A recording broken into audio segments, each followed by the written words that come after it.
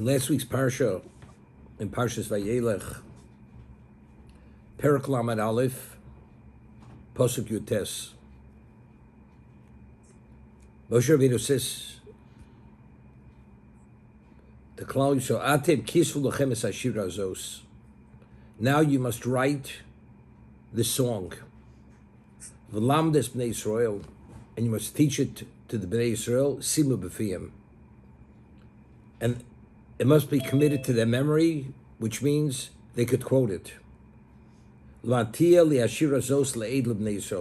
shira will be a testament for the Jewish people. So Rashi over there, take a look. As Hashira Zos, which shira are we speaking about? That we must be fluent, must be committed to memory. And it will be the testament. Hazinu Hashemayim. Ad v'chiper ad Mos Amo. The shira is, hearken the heavens, listen the earth. And that's what the beginning of this parsha, this Hazinu Hashemayim. Hazinu Hashemayim v'adabeiro. Be attentive, heaven, and I will speak. V'sishma oretz imrei fi. And allow the earth to hear the words of my mouth. Now, just to make a few points. The word hazinu means be attentive. The word sishma means to listen. If a person is at a distance and you hear something, you really have to be attentive to catch every word. Otherwise, you may miss some words. But if somebody speaks within your proximity, close to you, without any special focus and attentiveness, you're able to hear what's being said. Hazinu Hashemayim. When we speak about the Shemayim, it's Hazinu, be attentive. Heaven is far away from us. Vadabeiro. And I will speak. Very formal. Speech, to speak is formal. The Sishma Oretz, because the land, the earth is close to us. That's Sishma. Listen. One doesn't have to hearken, one does not be that attentive. Imrei fi, the words of my mouth. Now why the change of expression? Speak, to say, the words of my mouth, and attentive versus listen. Right? It's obvious. Let's see Rashi. Now what exactly is Moshe Rabbeinu saying to heaven, and what is Moshe Rabbeinu saying to the earth?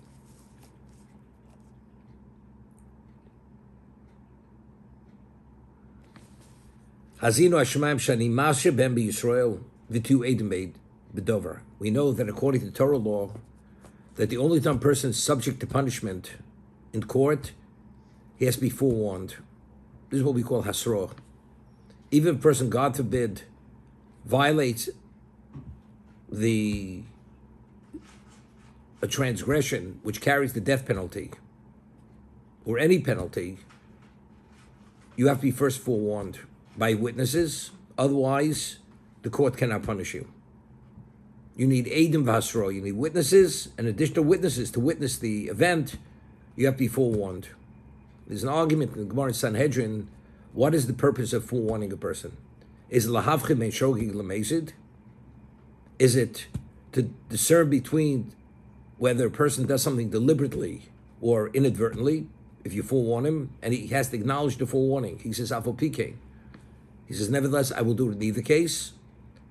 So there you clearly know the person's intent. He's fully intends to violate the law, therefore he has full culpability. That's Eid Vasro. That's one opinion.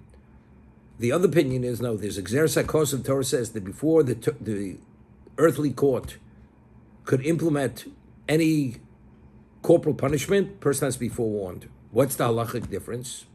Samar says, if a person would be a chacham, person is proficient in all the laws, and there's no question he knows the law. So if the reason why he needs the forewarning is to discern whether it's deliberate or inadvertent, you know it's deliberate, because you know he's aware of the law. However, if it's this Exeris HaKosov, the Torah says that you have to read a person his rights before he's put to death or any other level of punishment, even though he's that chocham, he has to be forewarned. That's the halachic difference between the two positions. What is the value in forewarning? Is it to know that he's definitely deliberate, or it's exeres hakosov? Even though he's deliberate, he has to be told his rights and what the consequences of his actions are. So over here, he says, "You are the witnesses that I am forewarning the Jewish people. Vatem edim b'dover. Shkach omarti lem shatem tiyu edim v'chein sishma oretz." And the earth is also the witness. V'lo mehed ben hashamayim v'oretz. Why did he summon heaven and earth to be the witnesses? Oma Moshe, ani bosav adam. I'm immortal. I'm flesh and blood. L'moch ani mes. Tomorrow I'm no longer here. Im yomri shosh lo kibano aleinu abris. If Klaus will claim we never accepted the covenant, we never entered into the covenant, mibo machisham, who will counter and contradict their position? They'll deny they ever entered into the covenant. Leficha heid bem shemaim v'oretz. Therefore Hashem summoned, Moshe Rabbeinu summoned heaven and earth, who exist as long as we exist, to be the witnesses that they were forewarned. Eidim shem kayom l'olam. That's why he summoned heaven and earth to be the witnesses. V'od, secondly, shem yisku, that if the Jews are meritorious, yavo v'o'edim v'itnu schoram, that the witnesses will come and they will deliver the reward. What is that? What is the reward?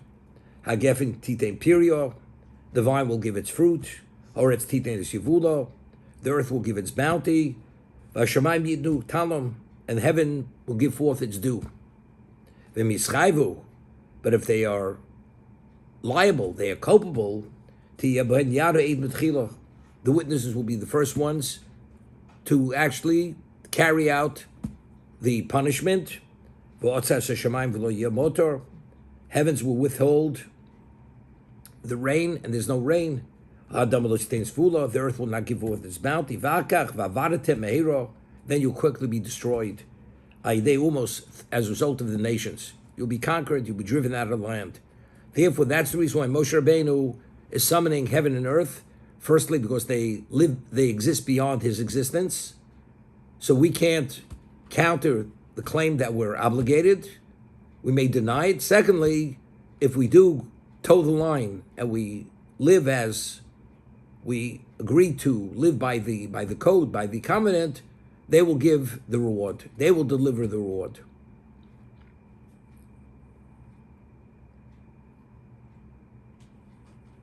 You know, it's interesting. There's an expression. People don't learn from the mistakes. If you learn from your mistake, it's okay to make a mistake.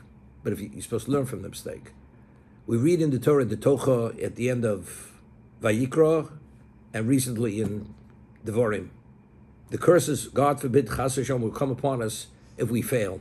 If we succeed, over there it says in B'chukosai, the bounty will be beyond our imagination, unfathomable bounty.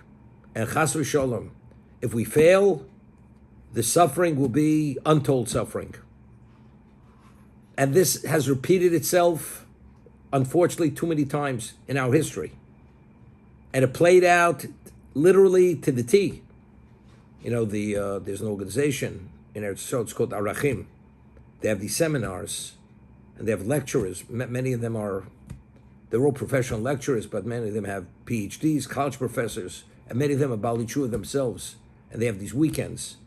And they have these booklets made up showing, historically speaking, paralleling the Tocha with events throughout history. Exactly to the point as Hashem had said it. You fail, I'll rain in on you that you can't even imagine how exacting that punishment is going to be. And it's repeated itself many times. But we don't learn. We haven't learned. Rameir Simchovitz-Vinsk, famous statement he makes it in Parshas B'chukosai, he shows and he charts history, the peaks and valleys of Jewish people. We go into exile. We enter as captives, as slaves, the lowest echelon of society. And gradually, being there, what happens? We start rising because the captives or the alien side begins appreciating what our value is. And we enter into the economy, into all the fields of that society. And when we go into that exile, we're devout, committed Jews. But as we rise materially, financially, socially, we begin gradually shedding our Judaism, our religion, and it starts fading out and evaporating. And when we reach the pinnacle of our success in that society, which we nearly abandoned, unfortunately, our belief, our Yiddishkeit, there's a backlash of anti-Semitism, and the Jews there's a Holocaust, there's a crusades, there's a pogrom, whatever there is. There's a displacement, and we go right back down to the bottom of the hill. And then we start inching way up the hill again, inching way up that ladder. And it repeats itself over, and he shows how it repeats itself over and over and over, the cycles of history, due to our misbehavior. And he writes about this in the late 1800s. He said the next Holocaust will be Germany, because the German Jews in Germany say that the Jerusalem of the Jewish people is Berlin. These are the words from Meir Simcha in the late 1800s. And because they say the Jerusalem of the Jews is Berlin, therefore the next Holocaust is coming out of Germany. They will be the ones to bring about the Holocaust to destroy the Jewish people. That's what he writes. One of the claims Hitler, Yamach Shmo V'Zichro, had, that the German Jews are out Germaning the Germans in terms of they became so acculturated, so assimilated. During one of the Nuremberg laws were that a Jew was not permitted to be married to a non-Jewish woman because they're polluting their Aryan race, Yamach Shmam V'Zichram. How does a Jew have a right to somehow pollute the pedigree of whatever they are, whatever you want to call them? This is what it was. The Jews were the height of society in every sense of the word. The Germans said, we're not interested, not in your medicine, not in your theater, not in your music, not in anything. We don't want to hear about you.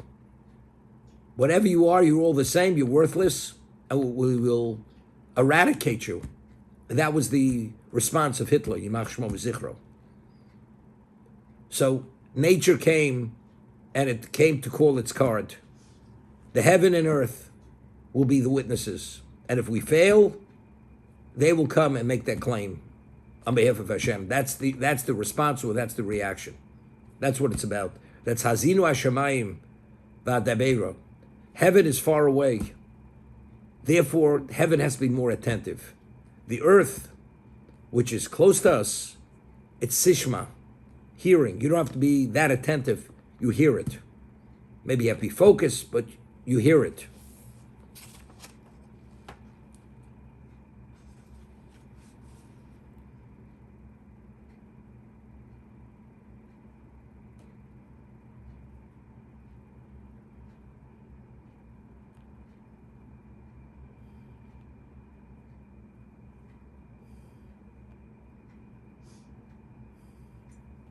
Rabbi? Just one moment. Over here, the Baal Turim writes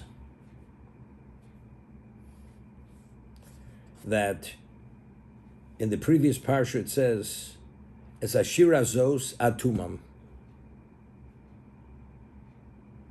Over there, it's speaking about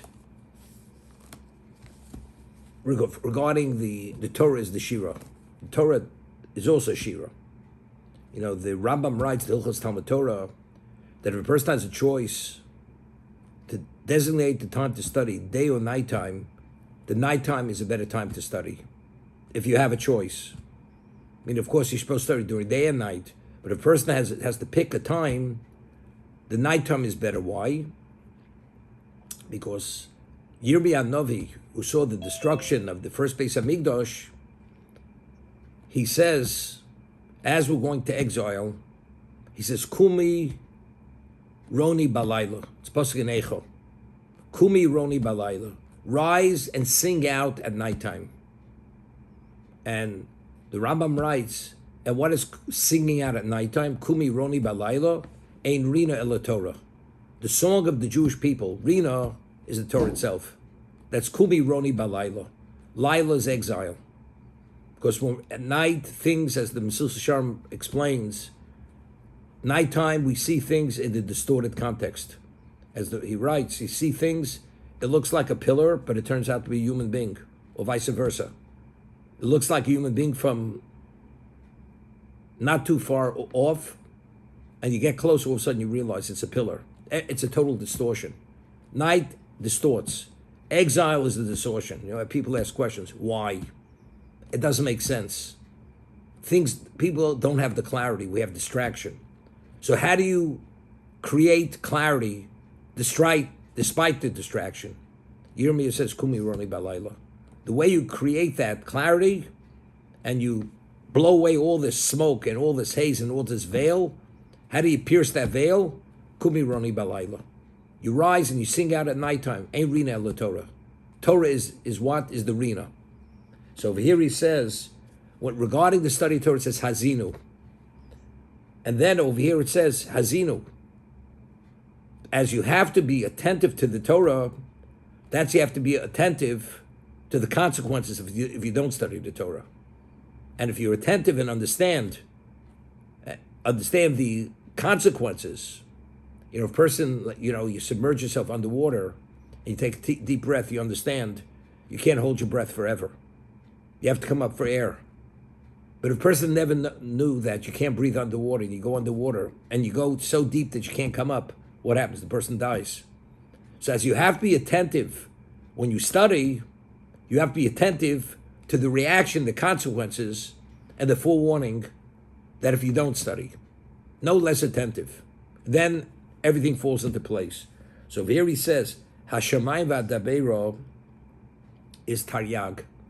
The numerical value of Hashemayim v'adabeiro is 613. Klom hazinu letarig mitzvos. Haposik maschil behei u'masayim biyud. The posik begins with a hey, and it ends with a yud, which is yud kei. Shekolol Hashem Barosh Hashira. Right? It starts Hazinu, hey, and it ends with Fi. The Yud is the closing letter of the Pasuk.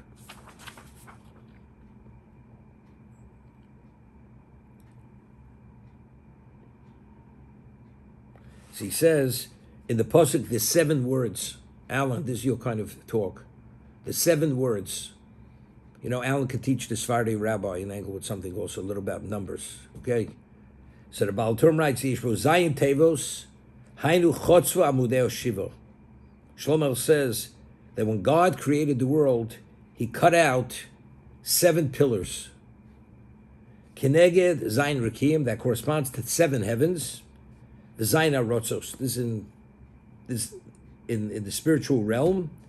Zayin Yemei Maseh. There were 7 days of creation. The 7 words of this pasuk correspond to the 7 days of creation. What's the 7 days of creation? What's the objective? Bereshis bar Elokim Yisrael v'soretz. For the sake of Bereshis, which is Torah, God created heaven and earth. For the sake of the Jewish people, God created heaven and earth because only Jewish people have relevance to Torah. So this forewarning of Hazinu has relevance to the 7 days of creation in terms of the objective and the criterion, the value, which is Torah and Klal Yisrael. And if you don't abide by all the prerequisites and by its protocols, everything just collapses. So, Mark, you wanted to add something? Somebody wanted to say something. It was me, but I'm good. I'm good. Rabbi, Yes, Jay.